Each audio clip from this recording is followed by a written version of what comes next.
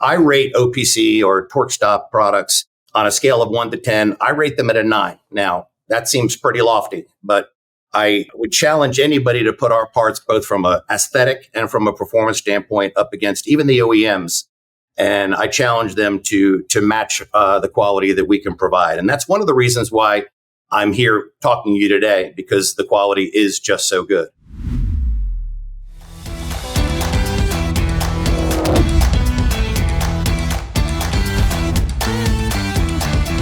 For any of you who have listened to the show any length of time, you know that I started my career in a remanufacturing facility, and I really got my first taste of commercial truck parts that for Class 8, relining brake shoes and learning about friction material and bringing friction material to the market that we were working in. So I was really excited to have the opportunity to talk to somebody who is doing what they can to innovate in this space of friction and brakes in Class 8 heavy duty. And so that's what we're going to talk about today. And we're going to get into a conversation about some of the trends in braking material. And also we're going to talk about ways to lower total cost of operation for fleets and owner operators. So I'm really excited about today's conversation. My guest today is Don Orrell. He's the CEO of OPC Parts. Don is a heavy duty aftermarket veteran with over 40 years of experience. He's worked for companies such as Bendix, Centric Parts, and Performance Friction, and now he leads a startup focused on providing premium, medium, and heavy-duty brake products to the heavy-duty independent and OES sales channels. Don, welcome to the Heavy Duty Parts Report. So glad to have you here. Thanks. Very glad to be here. So Don, I've been looking forward to today's conversation. We are here to talk about brakes and friction material. You've been in the business a long time, 40 years of experience. You've seen a lot of things. I've been in this business at 25 plus years. And as I said in my intro, I started off relining brake shoes and being involved on the brake side of things. So a lot has changed in the commercial trucking industry in that time. Maybe you could talk to us a little bit about what are the trends going on right now that if you're a fleet or an owner operator that you really need to be thinking about, especially in the context of how we want to help people to make the right kinds of decisions with brakes and friction material and keep their total cost of operation down. So what are you seeing going on in trucking right now? Sure. Well, first you said I've been in the company in the industry for 40 years. That's frightening to hear it coming from somebody else. So back when I started, it wasn't quite horse and buggy, but it was almost all drum brakes back then, So, and even on passenger cars. So it has come a long way. But more in context of our conversation today, the three things that immediately come to mind to me are we've seen exponential growth in the air disc versus the old traditional S-cam brake. The difference in those two platforms brings a lot of implications, not just so much from the friction material itself, but just the service intervals and everything else. So that's one definite thing we want to talk about. Another one is the actual friction material itself. Recent legislation that has brought on the 2025 or the copper-free requirements has dramatically changed, how we look at friction material. And then the third one, I guess, which is closest to our company, is the trend line of moving away from remanufactured parts and more to all new parts. And with that brings a lot of economic advantages of new versus reman. And we'll definitely want to drill down a little bit more into that throughout our discussion today. All right. Well, that's a great place to start. So let's talk about this move towards air disc brake. If you're in the position where you're speccing equipment, what are the considerations that you should take when you are thinking, okay, I have to spec this vehicle. Should I go air disc brake? Should I stay with the traditional S-cam? Like, walk me through the way you help customers make decisions. With respect to my position today, it's pretty much what's already there since I'm an aftermarket guy. So I want to be able to service both sides of the market. So I provide S-cam brake shoes. I provide air disc brake pads. But from the speccing side, so if I go back to my life when I was at a tier one OEM, which was Bendix, I was there when they were just introducing air brake to the North American aftermarket. And that was, circa 2005-ish. And Bendix had just merged with Knorr-Bremse, and the North American truck VIO was virtually 100% drum brake, with a few exceptions in transit, because many of those were European platform. Conversely, Europe was virtually 100% air disc already. So it was a matter of migrating that technology from Europe to the US. And I was, I was there for that. Not, all credit in the world goes to my former colleagues and still longtime friends at Bendix. They did a phenomenal job at really bringing the whole market to accept air disc brakes. The advantages are plenty, from everything from shorter stopping distances to much easier servicing and longer service intervals, lighter weight. It's just like when you think about passenger car in the 60s and 70s when it went from drum brake to disc brake. All those same advantages that were prevalent then apply now to the Class 8 market. It just took a lot longer. When you look at the crystal ball of, what's coming next in the heavy duty market, you only need to go and look at the passenger car market because they're always 20 years ahead of us. So it's actually very easy. Go back, see what passenger car is doing, and that's where eventually we're going to be in heavy duty. And so it's a little easier for us because we already have a roadmap. Air disc has, so many advantages in the decision-making process on how a fleet would spec air disc versus SCAM. Mostly is just a matter of, force of habit. If you've got a kind of an older school director of maintenance who just has had a good track record with a certain platform of drum brakes, there's a good chance he just might say, if it ain't broke, don't fix it. But more and more folks are recognizing the fact that air disc really is, from a technology and from a performance standpoint, is just vastly superior. Right. You mentioned the changes in friction material because of regulations. And, when I was selling parts, one of the things that always was a challenge was to remind people not just to look at the purchase price, right? To look at the quality of the friction material that they're purchasing, to look at the performance characteristics, and to make good decisions about matching the right friction material to the right application based on the vocation that they're in. As the game changes and friction material, the composition of it is forced to change. Like, what are the considerations that people need to think about now that we see this mandate with the copper free and the obvious implications that has on the formulas that are used to make this friction material? Yeah. So copper free created a couple of challenges. The main reason for copper and friction was not so much for conductivity, but actually was lubrication and noise suppression. So when you don't think lubrication and friction materials, but that really is one of the primary purposes of having copper in a pad. And again, to make it quiet. So one of the biggest challenges when you remove copper, and it's really was a bigger challenge, I would say, for the passenger car market than the commercial vehicle, because passenger car used a lot of ceramic. And believe it or not, ceramic had far more copper in it than traditional semi-metallic friction materials. In fact, your traditional semi-met doesn't even have very much copper in it at all. So it didn't necessitate significant changes. And many were already, end leaf, or 2025 compliant without, having to manipulate the friction formulation at all. But then other NAO type materials, which is non-asbestos organic, other materials that did use more copper in it, those were the ones that were impacted. So, at the end of the day, we had to find different materials that would substitute and displace that copper element. I think by and large, most of the friction manufacturers have figured it out. But when we were doing some testing on our pads versus some competitors, I was surprised that one of those competitors, who I will not name and who I also have a lot of respect for, performed very poorly. When I spoke to an industry colleague who works for that company, they were like, yeah, I think we pulled the trigger because we so badly wanted to be able to say we were copper free. And they kind of jumped the gun before they were really ready. And whereas when we tested these materials, in some areas they were the best, in other areas they were the worst.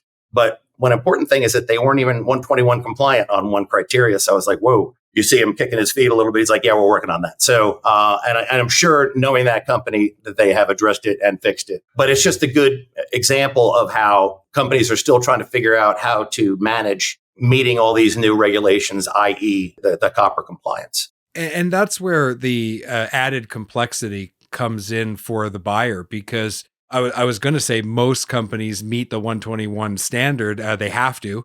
But then really at the end of the day, it comes to how fast that friction material is going to wear out. And that's where the cost either goes up or goes down based on the wear characteristics of the particular formula.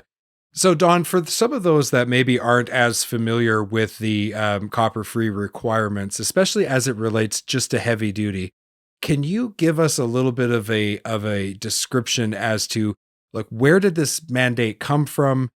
Why are they putting it in place and what are they hoping to accomplish?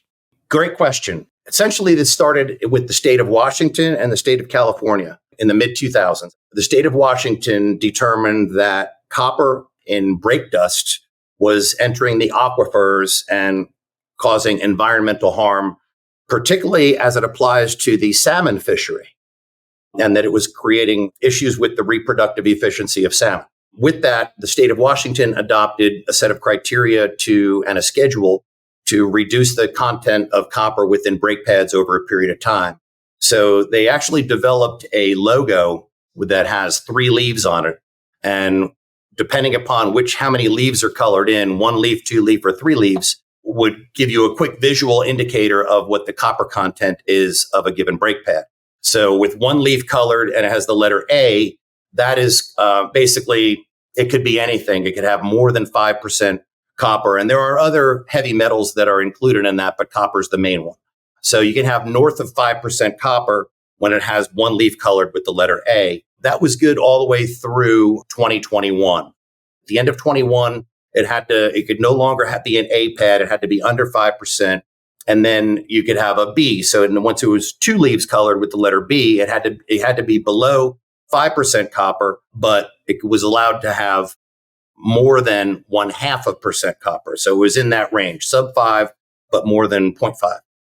And that went on or is currently in effect now. And not until 2025 does it require it to be sub 0.5% copper. And then you have the N, which is all 3 leaves colored in, less than 0.5% copper. It's technically only been adopted by the state of Washington and California, but as many of these legislations go, it really applies nationally, actually US, Canada, Mexico. So it's recognized across all 50 states. And so from your perspective, now that we are moving towards this standard, you've kind of mentioned that things have started to level out, but specifically for our listeners, when they're trying to make decisions on friction material, how do you walk them through a decision on what friction material to use? So I'll start with SCAM because that, for me, it's actually the easier. Back in the day, boy, there were, and there probably still are, dozens, if not hundreds of different brake blocks out there. There's those that are loyal to an Abex or to a Carlisle or to, any number of Meritor.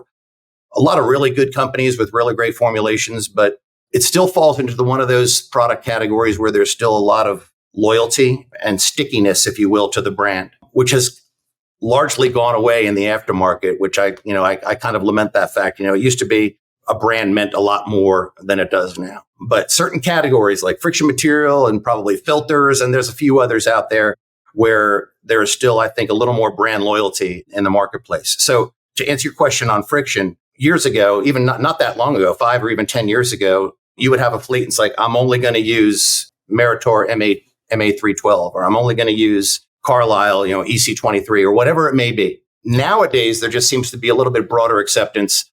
I'll just take your standard 23K lining and I'm good to go. Whether that's an aftermarket brand or whether it be a tier 1 OE brand, there seems to be a little bit less requirement to adhere to one very specific friction as long as it kind of fits in that general broad ranging category. Therein lies the issue, though, isn't it? It's like, okay, I'll take a 23,000 pound lining. One of them wears out in 6 months. One of them needs to be changed in 18 months. All of a sudden, that has a massive implication on your total cost of operation and your cost per mile. Absolutely. And that's where, it's the easiest way to tell. Either it's through your experience or, price still is a good barometer, because typically the ingredients or the compounds that need to go into a formulation that would improve wear are going to cost a little bit more. So it's relatively easy to tell what you've got. But most of the guys out there that are servicing these vehicles are savvy. They understand what friction materials they need, and they're going to stick with it.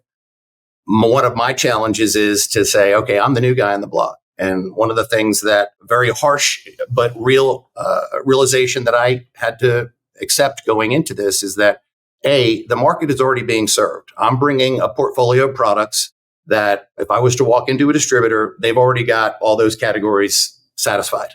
So I have to bring some compelling reasons as to why I'm going to earn their business, either as to displace a competitor or to be an addition to their current portfolio that would be economically advantageous to them. What am I going to bring to the party? So there's a lot of different ways that we can approach that, or we do approach that. And I'll get into that in a minute. But to answer your question on, specifically on how to select the right friction material, with SCAM, there used to be dozens, if not hundreds of different materials out there, a lot of them based on price, whether it's a 20K, a 23K, severe duty, on highway, whatever. There seems to be a lot of specific requirements that each fleet has. Nowadays, it seems to be more homogenized to 23K standard, 23K premium, severe duty, and so forth. So it's kind of been consolidated down to groups, if you will. Good, better, best, right?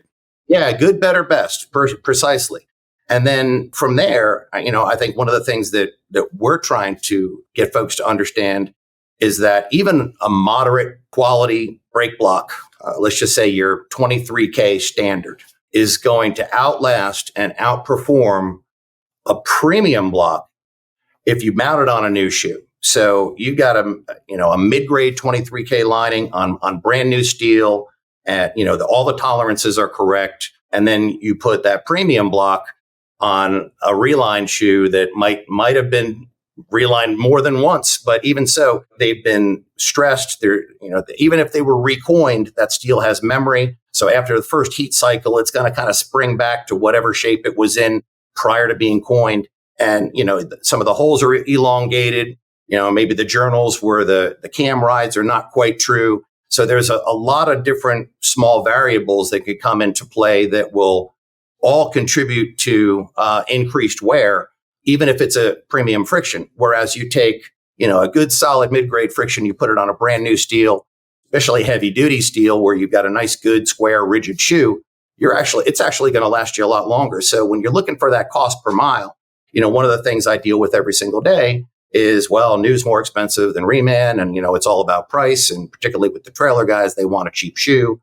Well, yeah, I understand that. But then A, you're talking service intervals. And then B, on those cores that you send back, you're going to take at least a 10% ding on that core because you're never going to get 100% core credit. A lot of those things are not ever taken into consideration when you're evaluating your cost per mile on a shoe. With regards to air disc friction, so the core is not an issue. New versus reman isn't an issue, at least not on the friction. And then, that's been kind of divvied up into whether it be 2 or 3 different weight classes. So some companies will have 3, like a 23K, a 25 or 6K, and then a 28 or 29K. Our approach is to go, your standard 23 and then your severe 29. 3 different increments just starts to get really confusing. Most, I'd say 80+% on highway light vocational do very well with a 23K friction material. And then, your refuse, your concrete haulers, your transit, those that have, a lot of start-stop, high duty cycle, a lot of weight, those do much better with the higher weight rated pads. But that seems to be a little bit easier to figure out. It's not quite as complex nowadays. You don't see all these different friction codes out there from all these different companies. It's like you mentioned earlier, a good, better, best, or just a better and a best type approach to it. We're going to take a quick break. We'll be right back. This episode of the Heavy Duty Parts Report is brought to you by Find It Parts, your ultimate destination for heavy duty truck and trailer parts. Discover a vast range of parts at finditparts.com. Don't spend hours a day looking for parts. Instead, visit finditparts.com and get them right away. Parts availability and quality have a big influence on fleets and owner-operators' total cost of operation. If they can't find a part, it means more downtime. If they install a low-quality part and it fails, it means even more costs like tow bills, hotels, meals for the driver, and lost revenue. That's why we recommend Sampa. They manufacture a wide range of advanced parts for commercial vehicles. Their website has an intelligent product search engine and broad coverage of suspension, steering, and fifth wheel components. Expect more. Expect Sampa. Visit sampa.com today. We're back from our break. Before the break, Don, you did a good job of explaining to us that, in many ways, not much has changed in the whole friction brake world. Yes, there's different platforms, but there's still the constant challenge to help end user customers, fleets and owner operators make good quality decisions and match, the right friction material to the right application, not just look at purchase price of the friction material and the brakes, but also look at the total cost of operation. That's an ongoing challenge, and cost per mile is what it's all about. So we've got to continue to help our customers to make those good quality decisions. So let's talk a little bit about your company. So where does OPC really focus its attention? Where are you guys really, really doing a good job for your customers? So we basically divide our portfolio into two pieces. We've got our heavy duty air brake program, which is air disc, the entire wheel end package, which is your pads, rotors, calipers, and chambers. And then the S-Cam, which are stop boxes, which, two shoes and a hardware kit, and individual hardware kits for those that buy shoes in bulk. And then also the chambers that go along with it, the service and spring brakes.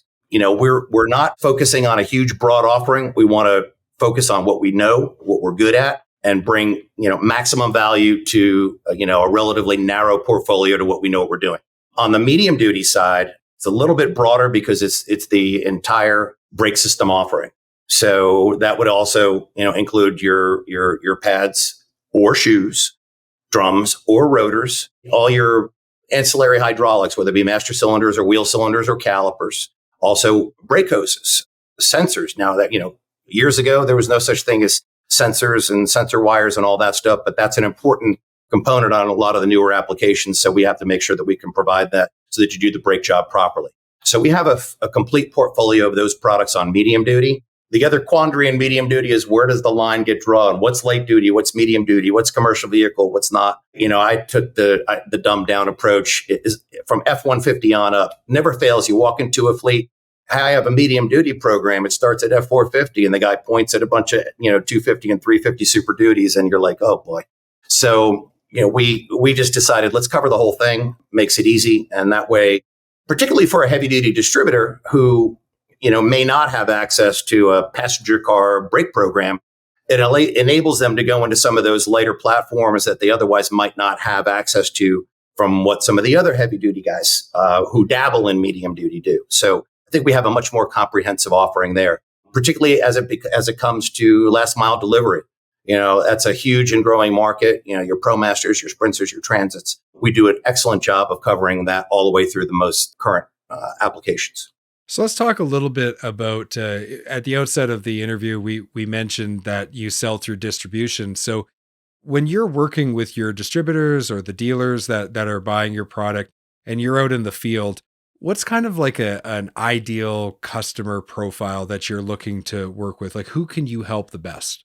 Well, we really focus on the independent aftermarket and the OES channel because we're a relatively small new company, dealing with or providing programs to the big PDC programs through the OEs is really not a practical approach. But we do a very good job with the independent aftermarket and help them go out there and meet the fleet where they live and provide cost-effective solutions to what they're doing today. So when you sit down with one of your distributors' customers and you're trying to work with that distributor and help them establish a value proposition and say, look, like if you switch to this brand of brakes, we're going to improve the situation for you. I always like to talk about things in terms of economic impact. So how are you able to position yourself to actually help that fleet improve their economic situation, lower their total cost of operation? What's your approach, and kind of walk us through how you do that? Sure. So first off is, there's price. And so I don't like to lead with price, but at the end of the day, people say, I don't buy on price, I buy on quality. And then the first thing they ask is, how much does it cost? So when I use the term value is essentially a ratio of quality versus price. So the more quality and the less price you have, the higher your value coefficient is, if you will. So, actually I have a graph which shows, where we stand on the scale of price versus quality.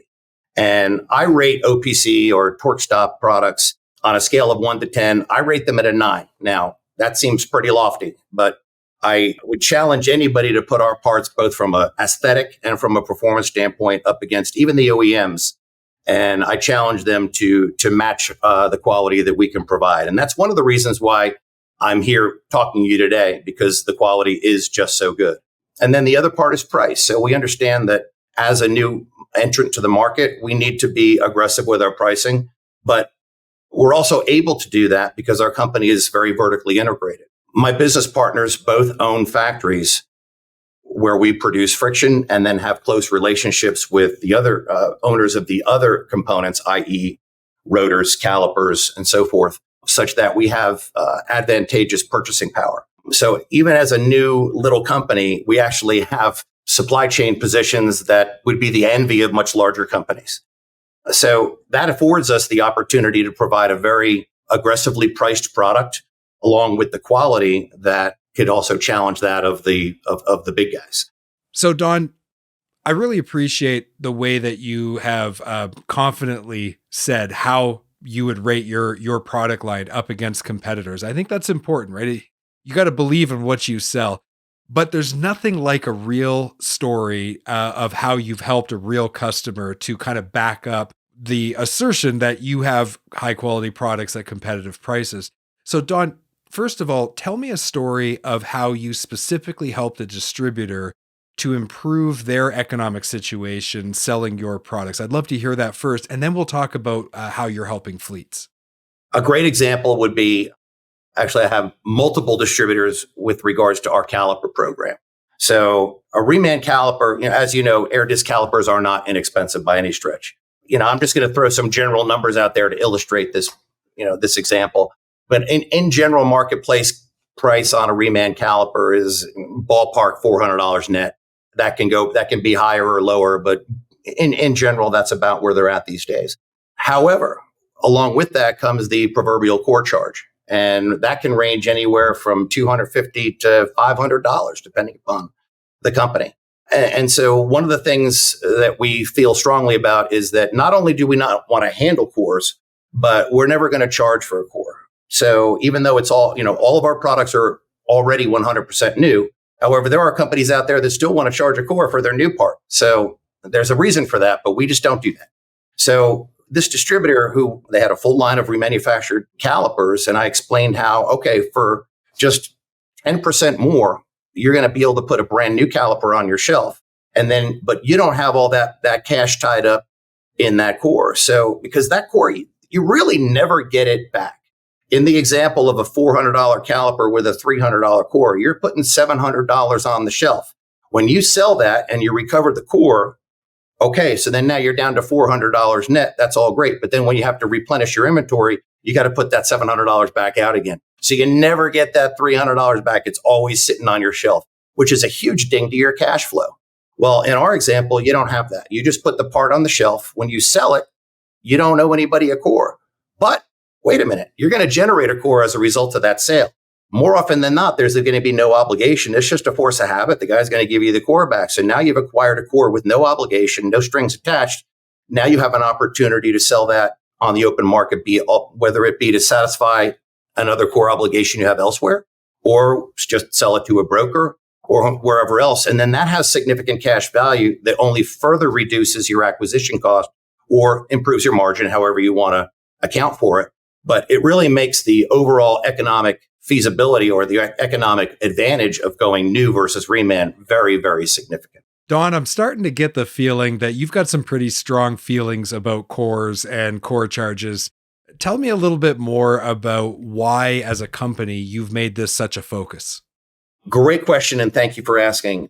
I can go back to my experience working for my former employers where we had a lot of remanufactured product, and along with that came with these core aging reports. And I still think I have PTSD from looking at some of these long printed green printouts of core aging reports that I would have to sit down in front of a distributor and explain to him why he owed how many thousands of dollars because his core eligibility expired. And I really felt genuinely bad for this distributor who is like screaming and pounding his fist on the desk that, he now has to literally stroke a check for tens of thousands of dollars because some artificial timeline expired. And I just never wanted to put my customer in that position ever again, nor did I want to make him have to pay for those cores up front. So one of the founding principles of OPC Parts and TorqueStop is to never have to deal with the core. Plus, from a core management standpoint and logistics, they're just an enormous pain. So I have yet to find anybody who says they like cores. I talk about it on every call I make, and it's unanimous that everybody thinks that core is a 4-letter word. And so with that, we recently applied for a trademark for that slogan. Core is a 4-letter word. And you'll see that on a lot of our forthcoming marketing materials, T-shirts, coffee mugs. And it truly is how we, what we believe in. And it just makes it a lot easier to do business. And it saves money. It saves handling. It saves labor. And it just makes overall doing business with these types of products that traditionally involve stacks of dirty cores. I'm sure anybody who sells a lot of brake shoes would love to not have to sort cores or stack them on pallets a certain way and all that other stuff. Just throw it in the dumpster, get scrapped, you're off to the races. And so we're just helping distributors and fleets simplify their businesses and improve their margins without having to deal with cores. I hear what you're saying.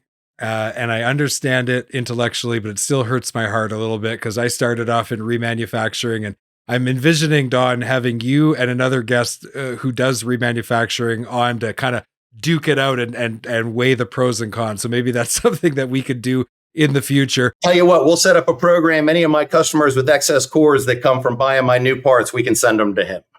There you go. So then you guys could fight it out and be friends at the end. It's a win-win. We call them frenemies, right? That's right. That's right. Or co-competitors. So yeah, there's always a way. In fact, we actually have some of those arrangements with rebuilders where we facilitate liquidating that core for our customer. So there's things we can do to make that a win-win situation. Because we don't want those cores in the landfill. So that sounds good to me. That is true. And certainly cash flow is an important part of managing any business at all, right? If you can do something to manage your cash flow better, it makes you more competitive in the marketplace. And you don't just have to go and be in that race to the bottom on price to try to be competitive. So that's a fantastic story. So now when you're working with your distributors and you're helping fleets, tell us a story about how you then actually help one of your distributors to improve the situation for the fleet that they're serving. Just to carry the caliper example all the way through. So a month later, after you've sent your caliper back, and then the manufacturer says, oh, this is a one-part damage. So instead of giving you $250 credit, we're only going to give you $100 credit. If you have to go back and chase that back from your customer, that's not going to go over very well. So either you create an issue with your customer or you end up eating it. So either way, it's a lose-lose situation for the distributor. Often he's the guy gets stuck in the middle. So we really don't want to put distributors in that position in the first place. But then as far as the advantage to the fleet, I'll shift over to an example with regards to our air disc pads. Again, I mentioned, our quality ratio versus OEM. I always reserve that 10 for the OEM just out of respect because they're the OEM. I will qualify that in many cases, I would argue that our pad is even superior to the OE pad. With all that being said, our price point is so much significantly better, and our formulation is a long wear pad. So there are multiple cases. In fact, I just completed a test with a large dump truck fleet who's using our 29K pad, and they observed somewhere between 25 and 33% improved wear on this test for our pad that is 40%, that's 40% less in cost to them. Without having my calculator out and how you extrapolate that in cost savings, it is very significant, and they're very happy with us. And they've now exclusively moved over to our pad because it checks off all the boxes. You've got improved performance at a lower price. Who can argue with that? Everybody wants that, and we're getting more and more of that. Yeah, and I mean 40% on the purchase price. That right off the bat is very easy to calculate how much it's saving. But then you start to add up that 25 to 33% wear characteristic, and where that really starts to stack is on the outside end of the service interval. And after 2 or 3 service intervals, you now are basically eliminating an entire brake job, right? Every 3 or 4 service intervals that you just don't have to do because it's lasting so much longer. So when you start to add up your labor, your shop time, your downtime, the revenue when your truck is down or trailer is down, like all of a sudden this becomes, usually that's an exponentially larger number than what you even saved on the purchase price. Indeed. And I'll stack on a little bit more. Our friction formulation, it's an NAO/low met. So I wouldn't call it as aggressive as a semi-met, but it's not a pure organic either. It's extremely rotor friendly. So, a lot of the other half of the equation, when you're looking at pad wear, you've also got to consider rotor wear. Because a lot of times you have a very robust pad. It's very hard, for lack of a more complex term, and it'll wear forever. But at what? At the cost of your rotor. So you've got to strike that balance to make sure that, because quite frankly, I'd rather change pads more frequently than rotors, because those are, inboard mounted rotors. You got to pull the hub off. It's a huge pain in the what. So that's something that has to be measured along when you're analyzing the overall cost per mile and the performance and the efficiency. Rotor wear is definitely something that needs to be taken under consideration. You've been listening to the Heavy Duty Parts Report. I'm your host, Jamie Irvin, and we've been speaking with Don Orrell, the CEO of OPC Parts. If you want to learn more about OPC Parts, visit opcparts.com. Don, thank you so much for being on the Heavy Duty Parts Report. I really enjoyed our conversation today. Great. Thank you for having me.